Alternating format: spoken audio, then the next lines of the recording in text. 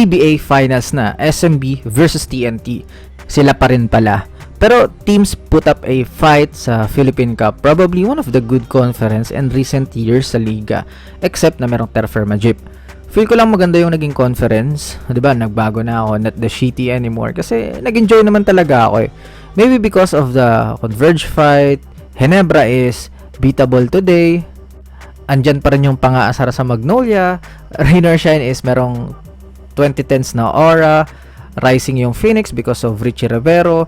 May bagong face yung Meralco. Merong bagong team sa PBA na may nagbubuhat. Steady lang yung NLEX. Yung big 3 ng Blackwater is something. Kumbaga meron na tayong inaabangan. But in the end, the two of the strongest teams on paper meet again. Gonna be a hard series to predict, so let's enjoy the show. Sa guard battle, we can see Rain ng Batak going up against the defense of Chris Ross. Tingnan natin kung uubra yung mga foul baiting moves niya sa veteran defender. Pero in the recent matchups, Ray has the advantage in terms of using ball screen kung ayun din talaga yung in-improve niya through the years. Jordan Heading versus CJ Perez is gonna be a movie.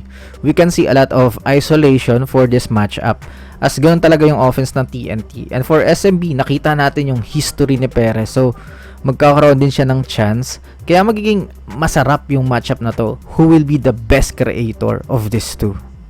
Calvin Oftana versus Marcio Lassiter. Of course, mas maraming tools si Oftana. 3-level scorer. Pero wag nating ibalewala yung pagiging microwave ni Marcio Lassiter, and kapag clutch situation is alam natin kung sino yung mas angat sa dalawa.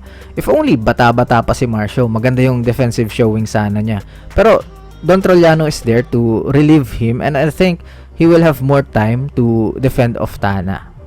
Tautua versus BGR, parang past versus present yung itsura eh, no? Last game, nabigyan na ng starter Rosimo kasi kailangan talaga nilang manalo, which naging maganda yung result. Mas naging dangerous tingnan yung SMB. Pero nagagamit kasi si Bronjal because of his nose for the ball. Pero I think BGR and Mo is maraming kaldagan na mangyayari. Fajardo versus Williams. Ilang taon ng matchup to. Hindi makapag-retire ng tahimik si Kelly dahil sa pagiging Junmar stopper, or shall we say taga slowdown. Marami sa TNT yung pwedeng makapag-cover kay Junmar, kaya mahirap talagang mag-predict. Healthy na si Poy Eram, may Henry Galinato rin. Gonna be hard to stop the MVP, lalo na at maraming nag-i-stretch ng floor ngayon sa SMB. Yung Battle of Bench din, sobrang dikit. Both teams merong guys that can step up big time kapag finals. Jericho Cruz nga, finals MVP. Tapos yung TNT merong Game 7, Glenn Cobuntin. Yung ganitong matchup is mahirap tingnan kung sino or ano yung may kahinaan sa bawat isa. It feels like na walang weakness yung both teams unless magka-bad night, ganun. Kumbaga, coaching battle na rin din talaga to. If I'm SMB, siguro I will torture them sa paint with Fajardo. Get the guys in foul trouble, tapos magkaroon ng balance attack with the shooters, tapos yung mga drivers ng SMB. And on defense, avoid the foul baiting of TNT and they will have a big chance to win the series. If I'm TNT naman, more creation siguro sa hands ni Oftana and Heading. Though ganun naman talaga yung offense nila, wala tayong need baguhin kasi effective, walang problema sa kung ano yung ginagawa nila. Pero on defense, don't wait na kainin sila ni Junmar. Quick double teams, kahit kumana yung ibang players, wag lang si Junmar. Let the other players kill you.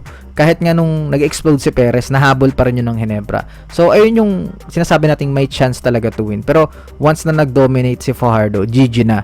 Kapag nag-2020 game yan, ibang klase yung SMB. So, ayun. Kayo ba? Anong prediction nyo sa series na to? Let me know all your thoughts in the comment section below.